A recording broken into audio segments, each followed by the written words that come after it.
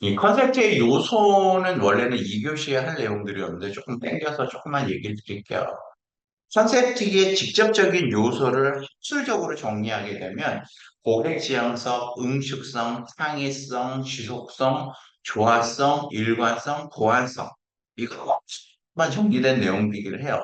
7가지의 컨셉의 요소를 얘기할 수 있습니다. 자, 얘는 학술적인 컨셉의 요소예요. 학술적인. 이 학술적인 컨셉의 요새는 뭐다? 저기 앞에서 제가 얘기했죠. 처음에 컨셉 얘기했을 때 여기 메뉴, 품질, 서비스, 식재료, 구매 위치, 경영대 분위기, 입지, 가격. 이게 바로 학술적이지 않은 외식 컨셉트에서의 요인이라고 하면 이것들을 학술적 용어로 보게 되면 이런 단어가 됩니다. 고객 제약성, 응축성, 창의성, 지속성, 조화성, 일관성, 보완성. 예를 들어서 고객 지향성은 어떤 것들이 있을까요? 그냥 학술적인 이름의 고객 지향성 말고 앞에서 우리가 봤던 것들. 어떤 게 고객 지향성이어야 될까요? 자, 메뉴. 고객 지향의 첫 번째죠?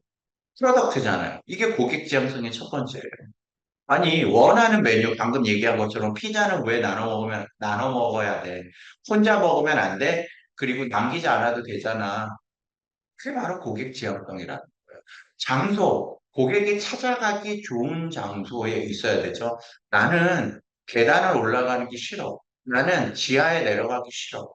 이런 고객이 있을 수 있는 방법이야. 아, 나는 탁 트인 전망에서 식사를 하고 싶어. 이런 것도 다 고객 지향성이라는 거죠. 고객이 원하는 것들을 들어주는 거가 고객 지향성이에요. 아, 학술적으로 커스터머 오리엔테이션 자체가 가지고 있는 거는 고객이 원하는 가치를 고객 소통을 통해서 만들어주라. 라는 어려운 얘기일 수 있는데 쉽게 얘기하면 앞에서 봤던 컨셉의 비학술적인 요소들 한 가지 한 가지들을 수적인 요인에다 맞춰줘 버리면 된다라는 그렇게 생각하시면 고객 지향성이란 뭐다? 고객의 관점에서 브랜드를 만들어 달라라는 거예요. 예. 컨셉도 고민해 달라. 그러니까 아이디어 차원에서 컨셉은 아이디어 차원에서 실현하는 겁니다. 브랜드를 만들기 전에 머릿속에서 고민을 할 때 고객이 뭘 원하는지를 고민해 달라. 근데 어떤 차원에서 고민해라? 메뉴, 위치, 서비스를 어떻게 할 건지를 고객 중심으로 하라는 거지. 브랜드는 공급자 중심으로 만들지 말라라. 공급자 중심으로 외식 시장이 돌아가던 시대가 있었어요. 언제입니까? 여러분들.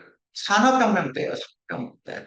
먹을 게 없고 부족한 시대에는 뭐든지 만들어 놓으면 팔리고 먹었던 시대입니다. 요즘 그런 시대입니까? 여러분들 먹을 거 없나요? 널린 게 먹을 거죠? 골라 먹을 수 있는 거죠? 골라 먹을 수 있다면 나의 필요성에 의해서 제품을 선택해야 되는 거지. 내가 배고파서 오늘은 꼭 이걸 먹어야 돼. 생존에 의해서 먹는 건 아니라는 말. 그래서 이 고객 지향성에서 설명하고 있는 것들은 하나는 아니다. 앞에서 얘기했던 메뉴가 될 수 있고 품질이 될 수 있는 그 소비자 서비스를 제공하는 당사자 등 다양한 요인들을 고객 지향성으로 브랜드 컨셉에서 고민을 하라는 이렇게 고객 지향성으로 고민을 먼저 해놓고 제품을 브랜드화를 해야지 그렇지 않으면 안 된다. 자, 두 번째는 응축성입니다. 응축성. 응축성은 고객에게 전달되는 브랜드의 컨셉트가 한 가지 핵심만으로 제한할 수 있게 압축되어야 된다. 한 가지 핵심은 단순히 짧은 거가 아니라 소비자가 느끼 혼란세대. 어렵죠? 커뮤니케이션 같은 경우에 고객 지향성 같은 경우에는 고객이 원하는 거에 브랜드 컨셉을 만들어라고 하면 되는데 응축성을 가지고 브랜드의 컨셉을 만들려고 하면은 쉽지 않아요. 이건 무슨 얘기냐면 쉽게 설명드리면 자 우리가 매장에 가면 브랜드를 시각적으로 보여주는 것들이 상당히 많아요. 예를 들어 유니폼, 간판, 메뉴, 서비스하는 고객 아니 그 저기 종업원들 이런 게 들어옵니다.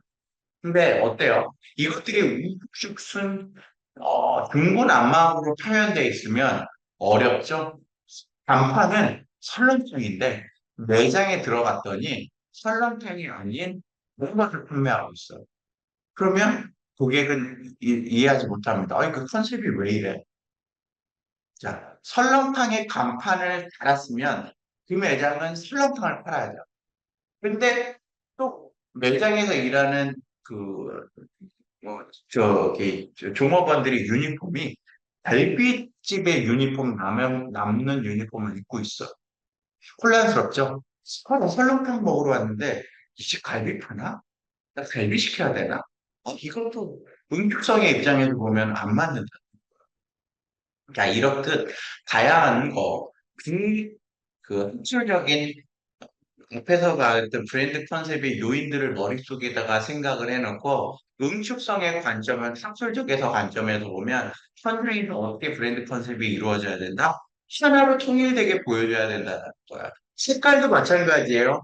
브랜드의 색깔을 빨간색으로 정하기로 했어. 그러면 간판, 옷, 보여지는 음식이 빨간색과 연관될 수 있는 색감의 계열로 가야 되는데 갑자기 파란색이 튀어나온다. 이것도 응축성의 관점에서는 맞지 않는다.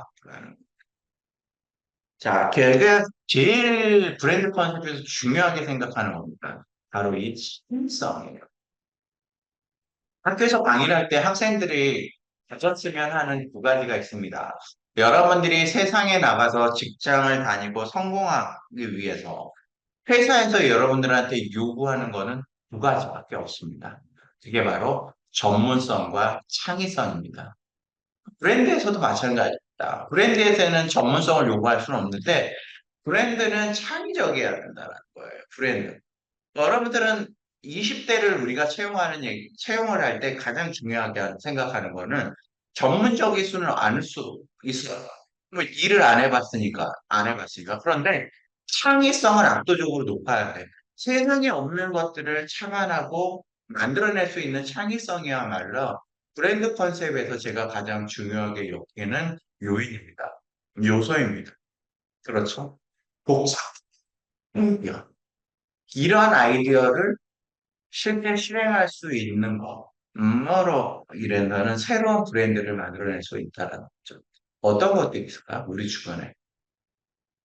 최초로 나오는 제품들은 다 이 창의성에 기여한 제품들이에요. 누군지는 모르겠지만 핫도그에 막대를 꼽았던 사람은 있을 거예요. 누군지는 모르겠지만. 자, 명랑 핫도그가 핫도그를 프랜차이즈화 했어요. 근데 그 이전에는 많은 고객들이나 프랜차이즈 본사들은 이런 생각, 조금만 팔아가지고 사람들이 올까? 하지만 성공했어요. 성공했어요. 음. 또 어떤 제품들이 있어요? 우리 외식 시장에서 보면 창의성을 가지고 성공했던 기업들이 무수하게 많습니다. 뭐 예를 들면은 프라다. 프라다는 어떻죠? 기존의 치킨들이 튀기거나 굽거나 오븐에 굽거나 했을 때 이걸 다 병행을 해서 오븐에 굽고 튀기고 맛은 어떤지 잘 모르겠지만 이게 창의성이에요. 왜 치킨은 튀기기만 해야 돼? 치킨은 굽기만 해야 돼? 라는 걸 두 가지를 다 해보는 거죠. 자, 외식에서의 창의성은 여러분들한테 다 알려 있어요. 여러분들이 불닭볶음면에 매운 소스를 사서 삼각김밥에도 뿌려 먹고 저희 집에도 한 통이 있는데 제가 밤에 실수로 집어가지고 음식에 넣었다가 못 먹고 뱉어버릴 정도로 그 매운맛이었는데 까이는 그거를 뭐 여기저기 다 집어넣어요. 그리고 창의적인 레시피로 메뉴를 만들어냅니다. 저는 입에도 못 대요. 근데 여러분들은 짬뽕을 먹지 않고 마라탕을 먹죠?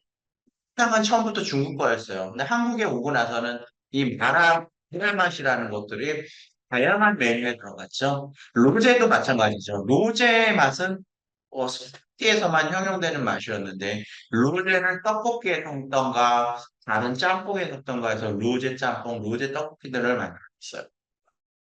이게 다 창의성이다. 예.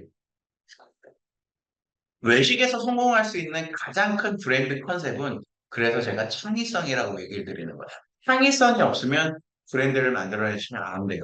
물론 이제 마케팅 측면에서 커뮤니케이션도 중요하고 앞으로 배울 다양한 요인들이 중요한 건 맞는데 성공했던 대다수들은 어때요? 최초였다라는 거예요. 네. 최초의 전구를 발명했던 사람이 그걸 통해서 성공할 수 있었던 것처럼 우리 주변에서 남들이 하지 않는 것들을 최초로 할 수 있는 것이야말로 외식 시장에서의 성공 요인이라는 겁니다. 그래서 여러분들 창의성이 중요하다는 것을 꼭 강조를 드리고 싶어요. 이 창의성이야말로 외식의 성공 요인이고 사례가 무궁무진하게 많아요. 그래서 여러분들이 외식 시장에서 빅데이터 분석을 할 때 쉽죠? 없는 걸 찾으시면 돼. 또는 해외 시장에 있지만 국내 시장에 없는 게 뭐냐. 또 국내 시장에 있는 것들을 해외로 진출시킬 때 반대로 해외는 이게 왜 없지? 그래서 명랑 핫도그가 뉴욕에서 대성공을 거뒀던 이유도 핫도그의 본고장은 미국입니다. 근데 미국에서 핫도그 어떻게 먹어요? 그냥 들고 먹잖아. 끼고 먹는 게 아니란 말이야. 그게 성공의 요인이었다라는 겁니다. 네 번째가 이 지속성입니다. 지속성. 경영에서 이런 얘기를 많이 해요. 지속 가능 경영을 실천해야 된다. 브랜드도 마찬가지예요. 브랜드가 지속 가능해야지 지속 가능하지 않고 단기간에 속된 말로 떴다 사라져 버리면은 거기에 속해 있는 사람들의 삶도 어려워질 수도 있고 제품을 만들기 위해서 고정시설을 했다라고 했을 때 그 매장의 타격도 상당히 큽니다. 실제로 이 지속성의 프랜차이즈에서는 되게 중요한 또 관점이기도 해요. 왜냐하면 한국의 프랜차이즈의 이 사이클을 보니까 브랜드가 연구하지 못하고 대략 한 2년 안쪽에 이 브랜드가 소멸되는 경우들이 있어요. 그러면 모든 브랜드들이 지속성을 갖고 있지 않고 소멸되냐? 그건 아니죠. 뭐 식품에서는 상당히 많은 지속성 관점에서의 브랜드가 가지고 있죠. 뭐 초코파이도 마찬가지고 새우깡도 마찬가지고 브라보콘 등 하나의 오랜 기간이 있고요. 외식은 없냐? 외식 많아요. 외식에서는 맛집이라고 우리가 얘기할 수 있는 상당히 오래된 매장들 있죠. 이 매장들은 지속성을 가지고 있다. 그런데 외식에서의 지속성을 우리가 고민을 할 때, 심플하게 어떻게 하면 지속적일 수 있을까?를 잘 고민을 해봐야 돼요. 음, 뭐 사례도 나와 있지만, 최근에 이제 가장 큰 트렌드 중 하나가 제가 제도 잠깐 얘기했죠. ESG죠. ESG. 네, MZ 세대들은 가치 소비를 하니까 이 가치 소비의 관점에서 환경적인 요인을 제품에 덧붙임으로써 이 제품을 영구히까지는 아니겠지만 반영구히 지속 가능하게 할 수 있다면 어떨까? 이런 생각을 해볼 수 있어요. 저도 그런 고민을 많이 하는데 그래서 이 사례들을 찾아보니까는 또 에어 뉴질랜드에서는 이 잔, 빙수잔 자체를 아예 얼음으로 만들거나 이제 비스킷으로 만들어가지고 다 먹어버릴 수 있게 함으로써 그릇이 뭉티 않게 하는 이런 것들도 있을 수 있고요. 뭐 플라스틱을 쓰지 않게 하는 것들을 만드는 것들도 있을 수 있고 뭐 선물 세트 안에서 불필요한 포장재들을 줄여버리는 것도 있을 수 있죠. 그러면 환경적인 측면, ESG에서의 환경적인 측면에서만 바라다 보면 이 지속성이 가능한 브랜드들이 있어 보이나요? 우리 주변에서는. 혹시 여러분들 생각하기에. 저 이렇게 쳐다보면은 그래도 하는 데들은 큰 회사들인 것 같아요. 우선 첫 번째가 이제 제일 많이 하는 데가 보면 스타벅스. 스타벅스 어떻게 하고 있죠? 스타벅스 종이 빨대를 제일 먼저 도입을 했어요. 종이 빨대 도입을 했고 종이 빨대마저도 안 써야 되는데 빨대로 음료를 먹는 사람들이 여전히 있으니까 종이 빨대를 제공을 했고 일회용품들 같은 경우에는 전 제품은 아니지만 제품의 생화학적인 요소를 집어넣은 제품들을 만들어냄으로써 이 물컵 같은 거 제가 지금 먹고 있는 이런 물컵들이 일회용 컵들이 플라스틱 재질처럼 보이지만 자연 속에서 분해되게 만들어 버리는 겁니다. 그렇게 만들 수 있겠죠? 그러니까 최근에 이제 제가 스타트업 학생들하고 대화를 할 때, 기업 관점에서의 브랜드를 만들고 싶어 하는 친구들이 상당히 있다는 걸 발견을 했어요. 그러니까 우리가 그러니까 뭐 제로이스트라고도 하는데 우리 브랜드는 쓰레기를 만들어내지 않아요. 이거를 브랜드 컨셉에 적용하고 싶어 하더라고요. 근데 이게 되게 어려워. 왜 어렵냐? 아직까지 이 제로이스트를 실천하기 위해서는 결국 굉장히 많이 올랐다. 그렇다고 해서 시집하는 브랜드가 이 지속적인 컨셉으로 환경적인 요인만 만들면은 성공하기가 쉽지가 않거든요. 대다수 브랜드들은 초기 진입할 때 저가 전략이에요. 저가 전략. 저가 전략으로 고객한테 브랜드의 경험치를 높이는 전략을 많이 쓰다 보니까 지속성 관점에 쓸 수가 없었는데 그럼에도 불구하고 최근에는 나오기 시작했습니다. 왜 나오냐? 투자자들이 있기 때문에 지속 관점에서 브랜드를 만들어낼 수 있으면 투자가 또 가능해진 상태에서는 이 브랜드는 타 브랜드하고의 요인이 너무 많아. 그렇죠. 그러니까 남들하고 완벽하게 다른 브랜드를 만들어냄으로써 지지 못하게 할 수 있는 게 이 지속성입니다. 네.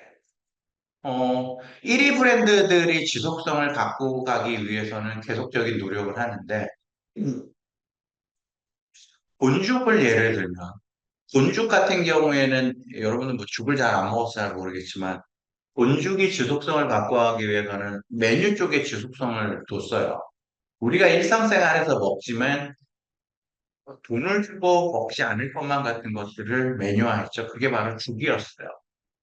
죽을 처음에 만들어냈을 때 많은 사람들이 있어. 죽 누가 사 먹어?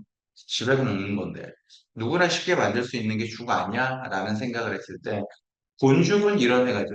그래, 죽이야말로 평생 동안 먹는 음식이라고 하면 지속성의 관점에서 죽을 만들어낼 수 있으면 사람들은 계속 먹지 않아요. 그래서 본죽이 탄생했다고 얘기를 합니다. 근데 본죽이 잘하는 것 중에 하나가 뭐 동짓날에 동짓팥죽이라는 걸 판매를 해요. 그날만.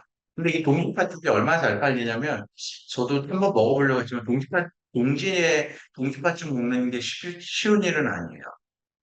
근데 뭐 환경적인 요인은 무시는 했겠지만 앞으로 완벽한 1위 전략을 구사하는 회사들은 지속 가능합니다. 지속적으로 회사가 경영에 살아남을 수 있는 방법은 환경만을 고민하는 거는 최근에 트렌드인 거, ESG 관점에서 보면 오히려 초격차, 삼성이 쓰는 방식인데 초격차를 통해서 완벽한 1위가 될 수 있으면 그 자체만 가지고도 이 지속성이 유지가 될 수밖에 없습니다. 그래서 외식 시장에서는 완벽한 1위가 되는 것들을 지속성의 다른 이름으로도 부르기도 해요. 뭐, 음, 최근에 보니까는 샐러디라는 브랜드가 있습니다. 샐러디. 이 샐러디라는 브랜드가 300억 투자를 받고 샐러드 브랜드 중에서 1등이 되기 위해서 매장을 많이 내고 있어요. 그런 것들도 보면 완벽한 1위를 통해서 시장을 장악하기 하기 위한 지속성의 관점으로 볼 수 있는데 초기 브랜드들의 브랜드 컨셉을 만들 때 이 지속성을 잡는 것들은 진짜 어려운 일입니다. 예. 상당히 어려워요. 그러다 보니까 투자를 받고 가기 위하다 보니까 또 환경적인 요인을 고민하는 거죠. 샐러드 브랜드가 300억이라는, 아까 말한 샐러디가 300억이라는 투자를 받을 수 있었던 배경도 샐러드 어때요? 비건이고요. 친환경이에요. 친환경. 네, 그리고 샐러드를 많이 먹음으로써 고기에 줄이게 되면 환경을 살릴 수가 있죠. 고기에서 나오는 질소산화물이나 이산화탄소를 줄일 수 있게 됩니다. 그래서 지속성 관점에서 보면은 가능한 일들이 생기죠. 그래서 외식 컨셉트에서 이 지속성이라는 요인은 누구나 쉽게 고민하거나 쓸 수 있는 거는 아니에요. 어려워요. 비용이 많이 들거나 소비자들한테 다가가기가 상당히 어렵지만 지속성을 선택할 수 있다고 하면 소비자들한테 소구될 때 저 회사는 친환경적이야 또는 1등 기업이야 남들이 안 하는 기업이라는 이미지를 줄 수는 있습니다. 조합성입니다. 조합성. 다섯 번째가 컨비네이션. 두 개념 또는 상품이나 서비스 사이의 유사성. 요소 간에 공유하는 관련성으로 요소 간의 응집성과 대상들의 개념 일치성, 지각 등 적합성을 의미한다. 어렵죠? 그래도 한번 읽어드릴게요. 브랜드 측면에서는 기업 이미지와 브랜드 컨셉트의 이미지가 일치하면 긍정적인 효과가 있고, 점포에서는 점포 이미지를 고려하지 않은 상품이나 서비스 도입 시 점포 이미지를 해칠 수 있다. 자, 앞에서 제가 응축성을 얘기를 할 때 설명을 했던 거 기억하시죠? 설렁탕을 파는 매장에 간판이 붙어 있는데, 안에서는 갈비를 팔고, 옷을 입고 있는 점원의 옷은 또 갈비를 팔고 있는 옷이라면 우리는 선영할 수밖에 없어요. 그러니까 이 조각성은 그렇게까지 하나님을 연결하지 않더라도 브랜드 측면에서 브랜드를 보여주는 것들이 좋았기는 해야 된다는 거예요. 화이트 톤으로 인테리어를 해놓고 가구를 검정색을 하나를 씁니다. 이런 것도 조화롭지가 않죠. 응축성하고는 조금 다른 얘기예요. 응축성은 통일성에 가까워요. 그래서 컨셉에서 얘기를 하면 한 가지로 통일되게 보여줄 수 있는 게 응축성이라면 조화성은 까지는 원하지 않지만 얘가 얘랑 어울리냐라는 거예요. 자, 설렁탕 집에서 갈비를 팔 수 없겠지만 설렁탕 집에서 갈비탕은 팔 수 있겠죠? 그러면 이거는 조화롭죠. 같은 탕용유고 유사하다고 하면 그러면 브랜드 이미지를 만들 때도 설렁탕 갈비탕을 팔 수 있어. 이거를 같이 창안해서 브랜드를 만들어낼 수 있어요. 이미지를.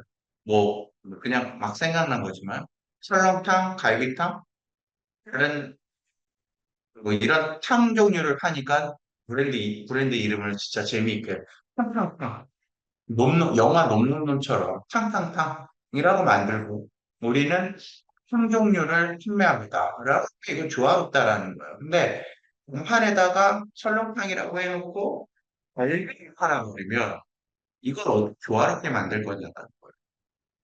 그러니까 이 분식 브랜드들이 이 조화성을 상당히 생각보다 많이 고민을 해요. 우리는 분식 브랜드들이 다양한 거를 임의적으로 팔고 있다고 생각하지만 어울리는 것들을 팔기 위한 노력들을 상당합니다. 자, 떡볶이를 팔 때 순대를 같이 팔죠. 왜 팔죠? 순대를 떡볶이에 찍어 먹을 수 있으니까. 튀김류를 판매합니다. 왜? 튀김류를 떡볶이에 찍어 넣을 수 있으니까. 또 오뎅 국물을 오뎅을 판매하는 것. 떡볶이의 매운맛을 오뎅으로써 잡아주고 오뎅을 또 떡볶이에 묻혀 먹게 하고 싶어서요. 자, 이렇게 조화롭게 브랜드를 컨셉을 정리를 해야지 떡볶이집에서 아니 분식집에서 갑자기 짜장면을 판매합니다. 판매할 수는 있어요. 근데 그 짜장면이 떡볶이야. 그러면은 맞겠는데 우리는 기본적으로 어때요? 중국집에서 먹는 음식이라는 개념을 가지고 있단 말이에요. 그러면 그 분식집 가서 짜장면 굳이 시켜 먹을까? 안 시켜 먹는다는 거죠. 이 조합 관점은 쉽죠. 얘가 어울려? 안 어울려요? 메뉴뿐만 아니라 인테리어일 수도 있고 점포가 주는 이미지 이런 것도 있죠. 음, 가끔 보면은 서울시 내에 한옥집을 관리하는 지구들이 있어요. 한옥집. 근데 한옥집들이 있는 데서 굳이 인테리어를 서구적으로 바꿔놓고 나는 여기에서 한국 음식을 팔겠어. 그럼 브랜드가 조화롭지가 않아요. 실제로 스타벅스도 한국의 경복궁이나 창덕궁 근처에서는 기와 간판을 쓴 인테리어를 보여주고 있습니다. 외국 브랜드에도 불구하고 왜 그렇죠? 그 길과 조화롭게 인테리어를 함으로써 고객들한테 친근하게 다가가기 위한 거죠. 스타벅스가 갖고 있는 이미지와 다를 수 있다고 생각하나요? 그렇지 않다라는 거예요. 스타벅스는 인테리어가 그 지역에 독창적으로 어울리느냐 또는 그 지역에 유니크하게 있어야 되냐를 판단합니다. 그래서 매장의 인테리어가 모두 다 달라요. 그럼에도 불구하고 우리가 스타벅스를 인식하는 거, 스타벅스의 간판이에요. 스타벅스 간판. 스타벅스의 인테리어가 아니라. 혹시 매장 갈 때마다 인테리어가 다 다른 거 모르시죠? 아닙니다. 하지만 그게 어떤 관점에서 조화롭다? 지역사회와 조화롭다. 그 동대문 그 무슨 시장인가 그 예전에 극장을 스타벅스가 사서 꺼놨죠? 가보셨나요? 제가 이게 사진을 좀 보여주면서 얘기하면 좋겠는데, 지금 핀이 없네요. 그래서 혹시 검색하실 수 있는 분들은 검색해서 한번 보시면 그 시장 안에 스타벅스가 어떻게 들어갔죠? 극장 형태를 그대로 살렸죠? 극장 형태를 그대로 살림으로써 스타벅스를 만들어내면서 지역사회에 굉장히 일어나는 스타벅스가 됐잖아. 자, 이게 바로 조화성이에요. 조화성. 조화성은 인테리어일 수도 있고, 메뉴일 수도 있고, 사람일 수도 있는데, 그 지역과 그 사람과 그 메뉴가 어울리게 만들어지는 걸 우리는 이 조화성이라고 합니다. 조화성이라고. 네. 다음에 이제 일관성입니다. 일관성. 일관성은 이 철학 용어예요. 철학 용어인데 모순도 포함되지 않는 거. 어떤 모순도 없이 일이관지 중국어로 하면 이거 일이관지일 수도 있는데 외식 기업의 매장 메뉴, 인테리어, 주방집기 내부의 탁자는 모든 것이 브랜드 컨셉에 맞게 일관성 있게 만들어졌다.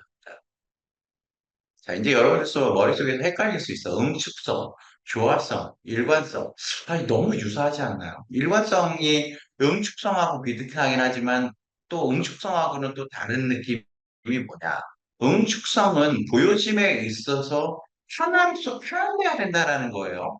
음, 설렁탕집은 설렁탕집처럼 표현되는 게 응축성이라고 하면 일관성은 일관성은 설렁집이라는 이미지가 갖고 있는 거를 하나로 만들라는 게 아니라 브랜드가 갖고 있는 것들을 하나로 만들라는 거예요. 자, 이게 어떤 의미냐? 일관성의 관점에서 보면 커피 브랜드를 만드는데 내가 커피 브랜드를 만들어야 되는데 커피 브랜드 안에는 저게 들어가지 않습니다. 화구, 불을 쓰는 것들이 주방에 들어가지 않아요. 왜? 불을 써서 만드는 음식은 아니에요. 뭐 커피는 머신을 통해서 만드는 음식인데 음식점에서 쓸만한 이 화구, 뭐 화구를 주방 안에다 집어넣어. 그리고 나서 주방을 보여주게 하면 이 커피 전문점이라는 간판 안에 있는 걸 보고 매장에 간 사람들이 어떤 느낌을 받을까요? 야, 저렇게 주방에는 왜 화구가 있지? 라는 생각을 할 수 있겠죠? 도대체 어떤 메뉴를 만드는데 이 화구가 필요해? 그럴 수도 있어요. 또 커피 전문점에 갔는데 내부의 탁자가 중국집의 탁자야. 원형의 탁자인데 이 또 탁자가 이렇게 돌아가네. 편의점점에서 왜 탁자가 이렇게 생겨야 되지? 이런 의구심을 가질 수 있어요. 어때요? 하나로 통하지가 않죠. 하나 통하지가 않아요. 커피 브랜드는 이래야 돼라는 생각이 우리 머릿속에 자리 잡고 있기 때문이에요. 자, 응축성은 보여주기 위해서 브랜드를 하나로 이미 설계한다고 하면 일관성은 우리 속에 인지되어 있는 것들과 다른 것들을 걸러내줘 버립니다. 그래서 철학적인 거예요. 일관성은 여러분들 머릿속에 각인되어 있어. 커피는 이래, 떡볶이는 이래, 중식은 이래라는 것들. 물론 이거를 창의성의 관점에서 깰 수 있으면 또 새로운 브랜드가 나올 수 있겠지만, 대다수의 사람들은 일관성의 관점에서 벗어나면 싫어, 싫어요. 뭐 또 어떤 것들이 있을까요? 중국집을 갔는데 젓가락이 아니라 포크를 줬어. 앤드 나이프를 줬어. 어떻게 먹으라는 거지? 일관적인가? 반대의 경우. 스테이크 집에 갔는데 정말 젓가락과 숟가락을 주고 포크와 나이프를 주지 않았다면 우리는 어때요? 얘는 썰어 먹는다. 중식은 젓가락으로 먹는다. 이런 게 개념적으로 우리 머릿속에 있죠. 이거가 일관성에서 벗어나 버리면 혼란스러워 불편해. 일관성은 그래요. 우리가 항상 편하게 느끼고 있는 것들을 바꿔버렸을 때 우리는 그 안에서 불편함을 느낍니다. 그래서 철학적이라 언제 모르게 우리 마음속에 머릿속에 자리 잡아 있어요. 이 마음에. 그래서 일관성의 관점에서 보면 이게 하나라도 흐트러지면 이 사람 좀 보면은 이 저기 그거 있죠. 그 지저분한 거 못 보시는 분들이 있어요. 또 정리정돈이 안 돼 있으면 정리를 하려고 하는 사람들도 있어요. 이거 일관성인 사람들이라고 우리가 얘기하잖아요. 이게 뭐 그렇지 않나요? 정리를 잘하거나 아니면 또 옷을 매일 똑같은 걸 입고 가. 근데 그 옷은 그 옷의 종류를 품질을 가지고 옷을 여러 벌인데 매일 입는데 술도 마찬가지죠. 이 사람이 일관적이다. 근데 바뀌는 거 좋아하지 않아요. 스타일이 바뀌면 안 좋아한단 말이에요. 그래서 이 브랜드 일관성은 소비자나 고객의 마음속이나 머릿속에 정리되어 있는 것들을 깨뜨리지 않고 접근하는 거예요. 어떻게 접근한다? 메뉴나 인테리어, 주방집기, 탁자와 같은 눈에 보이는 것들을 우리한테 거부감이 없게 통일시켜주는 것들이 이 일관성이다. 비트, 비트가 일관성을 가장 잘 보여주는 사례라고 얘기를 해요. 비트가. 네, 그렇죠? 이 비트는 어때요? 비트. 광고를 혹시 보신 분들은 기억을 하실 테지만 이 제품만 하면 보면 어떤 것들이 있죠? 일자가 오른쪽에 메뉴에 있고, 남기지 않는 세탁력, 때값속? 네. 비트가 보여주는 것들은 그냥 거에 집중시킬 수 있게 세제를 만들었다라는 거예요. 세제를. 이 오종호 환경이 생활과학의 부사장이 이 마케팅에서 굉장히 유명하신 분인데 이분이 남긴 등식은 아니라 이게 명언일 수도 있는데 이런 얘기 했습니다. 마케팅이 아닌 다른 분야에서는 100이라는 요인, 브랜드가 갖고 있는 100이라는 요인에서 한 가지를 빼도 그 브랜드는 99라는 걸로 남아있는다. 그런데 우리와 같이 마케팅을 하는 사람 입장에서 제품이나 서비스는 100이라는 브랜드에서 한 가지를 빼면 그 브랜드는 90% 남는 게 아니라 제로가 돼버린다라는 거야. 이게 일관성이에요. 자, 100가지의 일관적인 요인들을 잘 맞춰놨어, 브랜드에. 고객 관점에서, 이거 어울리지 않아. 이런 것들이 없이 잘 돼 있어. 그런데 뭔가 눈에 띄는 한 가지가 다른 게 있다고 하면 그 브랜드는 실패한다라는 거예요. 만약에 이 세가 속 비트, 남기지 않는 세척력에서 이름이 비트가 아니라 뭐 데이트나 다른 이름을 썼다면 당연히 안 맞겠죠. 또 엔드, 뭐 남기지 않는다라는 의미가 아닌 다른 용어를 썼던 디자인도 마찬가지. 고객한테 어느 하나 얘는 빨래구나. 그리고 얘를 씀으로써 나의 빨래가 깨끗해지고 편해질 거야라는 것들을 보여주고 눈에서 볼 수 있게 하는 것들. 왜 그래요? 실내 세제는 이거를 사고 있는 사람 머릿속에 각인돼 있어. 빨래는 세제는 잘 빨려야 돼, 해야 돼, 그리고 빨리 빨아야 돼. 이게 있어야 된단 말이야. 이걸 표현해 주는 거야. 그게 바로 비트가 성공했던 요인이라는 겁니다. 예. 그래서 마케팅에서는 중요한 겁니다. 100-1은 99가 아니라 100-1은 제로라는 겁니다. 이게 일관성의 공식이에요. 일관성의 공식. 100-1은 제로다. 그래서 모든 것들을 하나로 다 연결시켜야 됩니다. 자, 보안성입니다. 보안성. 자, 보안성. 상호 보완성이라고도 하고 뭐 서로 다른 영역에 있기 때문에 통합적으로 서로 보완하면 쉽죠. 보완성이 그 컨셉 정의를 할 때 제일 쉬워요. 제일 쉬워. 제일 쉬워. 이해하기가 쉽고 사례가 너무너무 많아. 사례를 제가 뭘 책에서 드러났냐면 카페들이 그러니까 커피 한 잔이 비싸기도 하지만 그만 배고서 배부르나요? 어때요? 0칼로리죠. 커피는 뭐 다이어트 식품일 수도 있겠지만 0칼로리입니다. 0칼로리인데 근데 뭐 라떼를 먹거나 다른 주스류를 먹지 않는 이상 포만감을 음료만 가지고 오는 건 쉽진 않아. 그렇다고 해서 보안성의 관점에서 이 카페에서 배부름을 주기 위해서 카페에 전혀 어울리지 않는 짜장면을 주거나 공깃밥을 주거나 뭐 이럴 수는 없단 말이에요. 그러면 커피랑 어울리는 것들을 만들어야 돼요.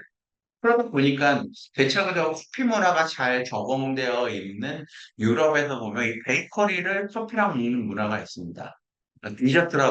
디저트라고도 하는데, 그 영국 같은 경우에는 차문화를 먹을 때 이 디저트가 같이 꼭 들어가요. 그래서 이제 그 핑거푸드라고 하죠. 이 디저트를 손으로 집어서 한 입에 먹어야지 나눠 먹거나 칼을 쓰거나 수저를 쓰거나 하지를 않아요. 그러면은 포만감을 주기 위해서 베이커리를 집어넣으면 카페의 형태가 바뀌죠. 그냥 카페가 아니죠. 베이커리 카페가 되는 겁니다. 디저트를 넣으면 디저트 카페가 되는 거예요. 다양하게 보완해 볼 수가 있는 거죠. 선생님, 그런 카페만 있나요?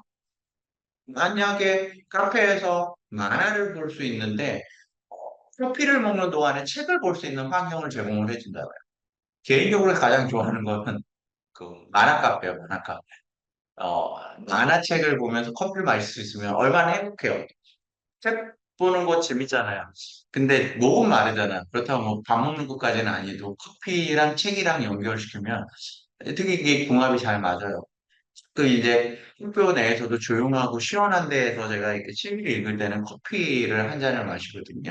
아, 근데 왜 우리나라 카페에서는 책을 보면서 커피를 마시기에는 조금 음악도 맞지가 않고 신선한 바람도 불어오지 않아요.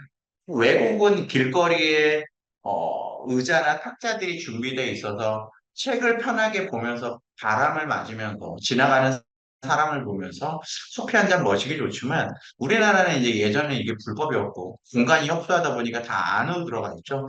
안으로 들어와 있다 이제 그런 분위기를 연출할 수가 없죠. 그렇다고 뭐 수험서를 들고 갈 수도 없잖아요, 제가. 예. 이게 보안성입니다. 보안성 이해가 굉장히 쉽죠. 그래서 여러분들이 브랜드 컨셉을 정리를 할 때 내가 만들려고 하는 브랜드가 하나가 보완이 안 된다. 뭔가를 보완해야 된다라고 했을 때는 기존에 보완되어 있는 것들을 실현해요. 그런 얘기네요. 물이 없는 음식에 대한 한국의 정서상 그게 해당하는 이미지를 보완해 줄 수 있다. 이게 베이커리만 파는 쪽의 입장에서는 그래요. 베이커리만 파는 데들. SPC도 처음에 나왔을 때는 진짜 빵만 팔았어요. 파리바게트가 빵만 팔았어. 근데 파리바게트가 이제 파리바게트 카페 이런 것들이 나오고 나서는 음료를 제공하기 시작했어. 왜? 아니 밥이잖아요. 밥을 줬는데 국이 있어야 될 거 아니야. 한국인 정서에 의해서는 그게 뭐지? 음료다. 자, 이런 것들이 보안성입니다. 보안성은 잘 고민을 해보시면 어렵지 않고 우리 주변에서 참 사례가 많다.